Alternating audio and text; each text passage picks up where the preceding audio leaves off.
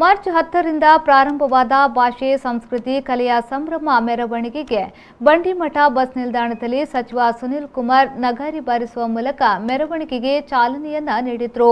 ಈ ಸಂದರ್ಭದಲ್ಲಿ ಸಂಸದೆ ಶೋಭಾ ಕರಂದ್ಲಾಜೆ, ಆಳ್ವ ಸಂಸ್ಥೆಯ ಮುಖ್ಯಸ್ಥರಾದ ಡಾಕ್ಟರ್ ಮೋಹನ್ ಆಳ್ವ, ದಕ್ಷಿಣ ಕನ್ನಡ ಜಿಲ್ಲಾ ಕೇಂದ್ರ ಸಹಕಾರಿ ಬ್ಯಾಂಕಿನ ಅಧ್ಯಕ್ಷರಾದ ಡಾಕ್ಟರ್ ಎನ್ ರಾಜೇಂದ್ರ ಕುಮಾರ್ ಉದ್ಘಾಟನೆಯಲ್ಲಿ ಪಾಲ್ಗೊಂಡಿದ್ದರು. 10,000 ಕಲಾವಿದರ ತಂಡ ಕರ್ನಾಟಕ ರಾಜ್ಯದ ವಿವಿಧ ಮೂಲೆಗಳಿಂದ ಭಾಗವಹಿಸಿದ್ರು. ಕಾರ್ಕಳದ ಇತಿಹಾಸದಲ್ಲಿ ಅದ್ದೂರಿ ಮೆರವಣಿಗೆ ಇದು ಮೊದಲನೇದಾಗಿದೆ. ಸುಮಾರು 6 ಕಿಲೋಮೀಟರ್ ಉದ್ದದ ಮೆರವಣಿಗೆ ಸ್ವರಾಜ್ ಮೈದಾನದವರೆಗೆ ಸಾಗುವುದು ಕಾರ್ಕಳದ ಹಲವು ಕಾಲೇಜು ವಿದ್ಯಾರ್ಥಿನಿಯರು ಹಾಗೂ ಕಾರ್ಕಳ ತಾಲೂಕಿನ 18 ಪಂಚಾಯತ್ ಸದಸ್ಯರು ಹಾಗೂ ಸಂಘ ಸಂಸ್ಥೆಯ ಪದಾಧಿಕಾರಿಗಳು ಅಭೂತಪೂರ್ವ ಮೆರವಣಿಗೆಯಲ್ಲಿ ಪಾಲ್ಗೊಂಡಿದ್ದರು.